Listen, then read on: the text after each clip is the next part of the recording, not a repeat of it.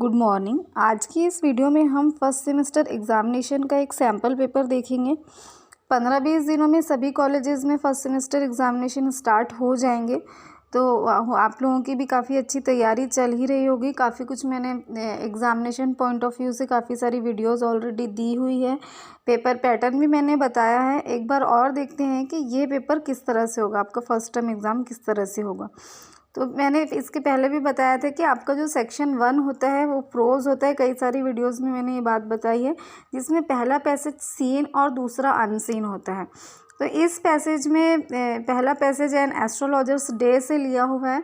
जहाँ तक मेरा एक्सपीरियंस रहा है, मैंने जितने भी बोर्ड के पेपर देखे हैं, तो ज़्यादातर एन एस्ट्रोलॉजर्स डे या तो फिर the cope and the anthem, ये दोनों ही यूनिट में से अक्सर पैसेजेस पूछे जाते हैं। बहुत बार उसके अलावा भी दूसरे यूनिट्स में से भी पैसेजेस आते हैं, लेकिन मोस्टली इन्हीं दोनों यूनिट में से कोई पैसेज लिया जाता है। तो ये एन एस्ट्रोलॉजर्स डे का पैसेज है।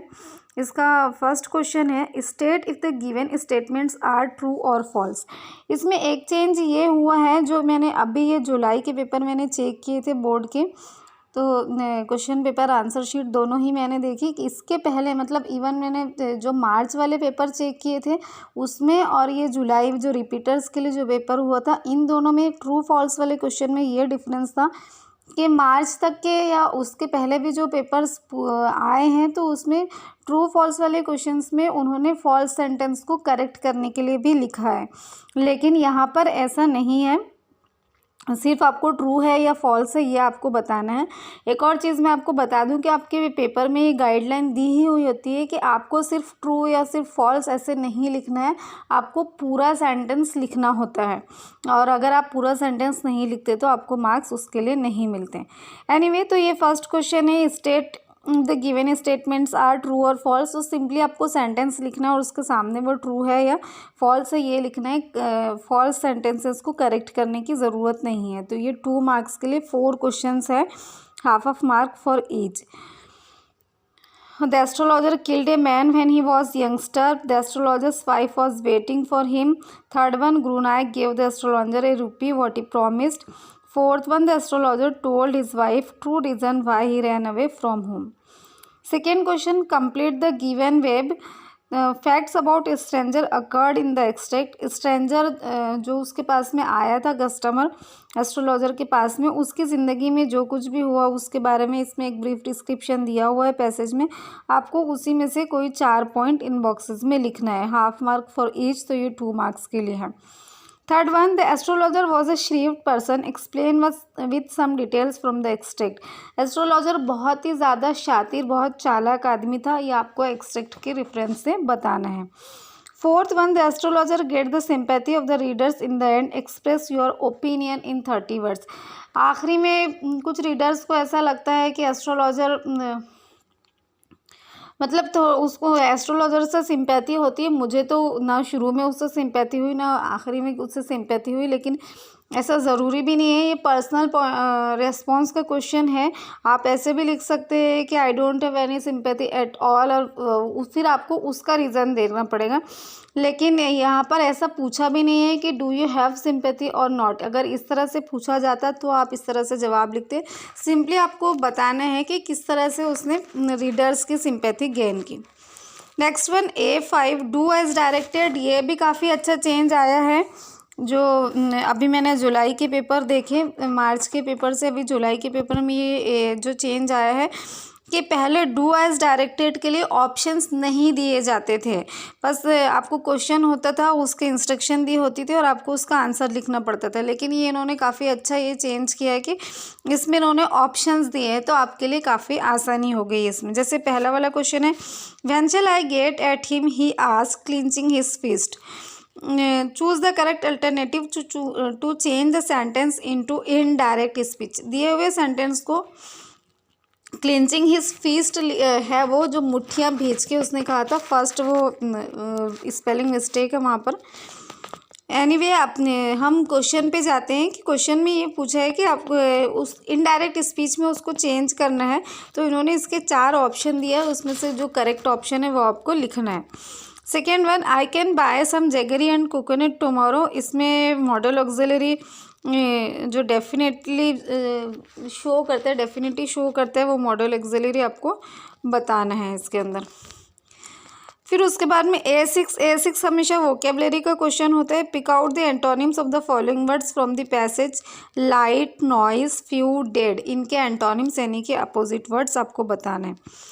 B1 है ये, इसमें एक ए के 6 क्वेश्चंस होते हैं, फिर B1 होता है, फिर B2 होता है। B1 है do as directed, ask me and I will help you, choose the correct alternative to transform the sentence into a complex sentence. Simple sentence दिया है, आपको इसमें कॉम्प्लेक्स में चेंज करना है। Next one is some thugs tried to snatch her gold chain, इसको WH question बनाना है इसको, इसके लिए भी ऑप्शंस इन्होंने दिए हैं। Next one is Sameeda is the smartest girls in our class, choose the correct alternative to make the given sentence negative. ये पॉजिटिव सेंटेंस है या अफर्मेटिव सेंटेंस है, इसको नेगेटिव बनाना है, तो इसके लिए भी इन्होंने ऑप्शंस दिए हुए हैं।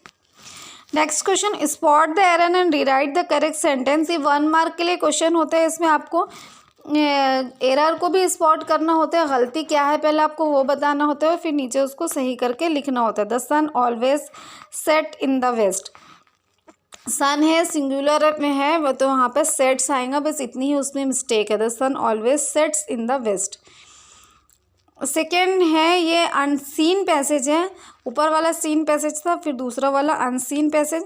अनसीन पैसेज में भी उसी तरह से A1, A2, A3, A4, A5 और A6 क्वेश्चंस, और उसके बाद में B समरी राइटिंग, और B1 और B2 नहीं रहता इसमें, B समरी राइटिंग और C माइंड मैपिंग। देखते हैं सारे क्वेश्चंस।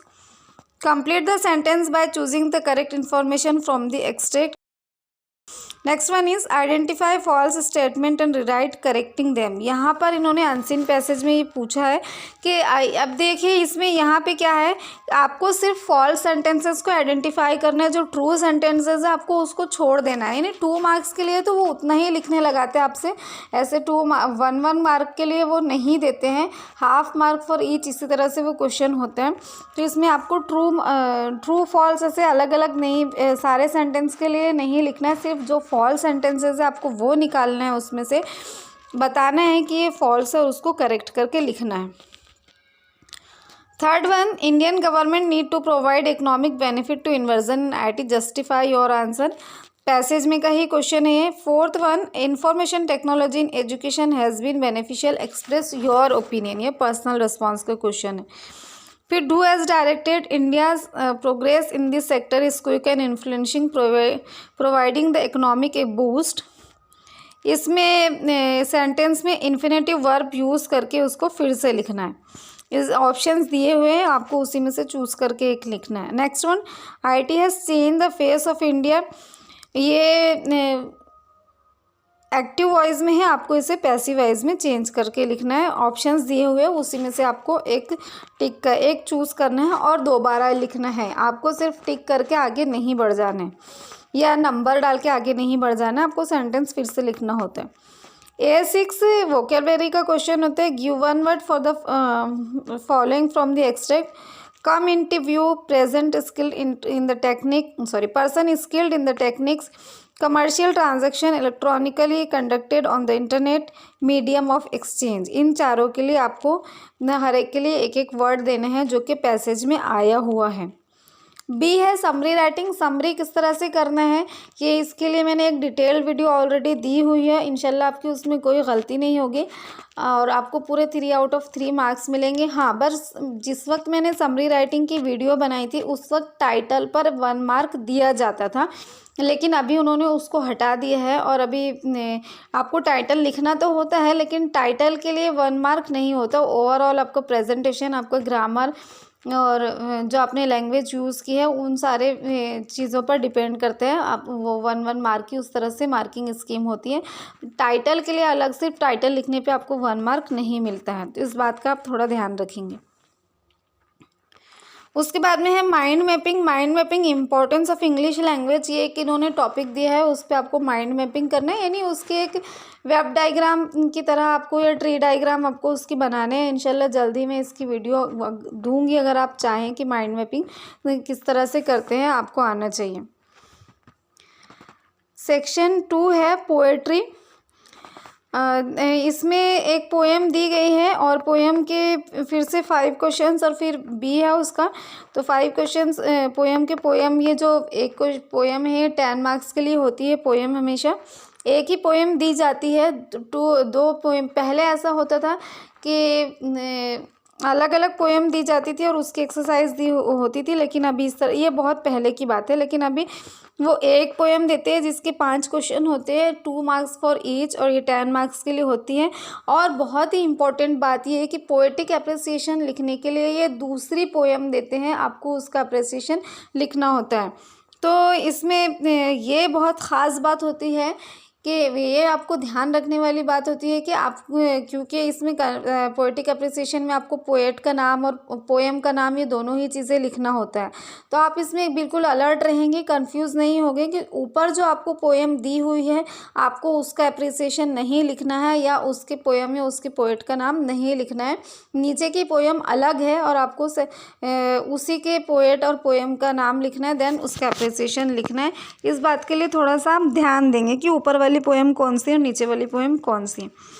तो इसके क्वेश्चन देख लेते हैं। A1 मैच द फॉलोइंग है, ये इन्होंने इधर से टाइम दिया है early morning, late in the evening, cold night, serious and calm, और यहाँ पर उन्होंने उसकी कंडीशंस बताई है, तो इसको आपको मैच करना है। Next one is complete the following web what weavers compare the garments being woven them. ये उन्होंने weavers compare the garments being woven by them with, जो वीवर्स ने गारमेंट्स को कंपेयर किया है अलग अलग चीज़ों से, उसके लिए इन्होंने ये सवाल पूछा है। यहाँ पर आपको ये बताना है। Third one is express your views about the person conditions of present conditions of weaver. ये पर्सनल रेस्पॉन्स का क्वेश्चन है कि आज के ज़माने में बुनकरों की वीवर्स की क्या कंडीशन है, ये आप बताइए। Find rhyme scheme in the first and second stanza and write down the rhyming pair of words of the first and second stanza from the given extract। जो मैंने पोएट्री की वीडियो दी है उसमें पूरा काफ़ी डिटेल से समझाया है कि राइम स्कीम किस तरह से लिखते हैं किसी पोएम की। उसके बाद में है 5th one, compose 4 lines on clothes.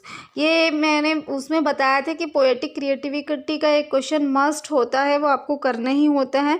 तो इसके लिए अगर आपकी वोकेबलरी और आपकी राइटिंग स्किल्स अच्छी है तो बहुत ही अच्छी बात है, और अगर आपकी राइटिंग अगर आप उतना नहीं कर पाते हैं तो आप जो भी गाइड रिफ़र कर रहे हैं, जो भी नोट्स रिफ़र कर रहे हैं, तो हर एक पोएम के लिए 2-2 3-3 पोएटिक क्रिएटिविटी के क्वेश्चंस उसमें दिए ही जाते हैं। आप उसे याद कर लीजिए सारे ही, बहुत सारी तो पोएम्स रहती भी नहीं बहुत, और पोएटिक क्रिएटिविटी 4-4 लाइन के लिए ये होती हैं।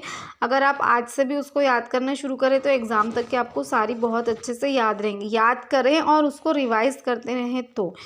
तो अगर आपको गिवन टॉपिक पे लिखना नहीं आ रहा है तो आप किसी भी, जो आपने मतलब उस पर्टिकुलर पोएम की जो पोएटिक क्रिएटिविटी आपने याद की है, आप उसे एज इट इज़ लिख लीजिए।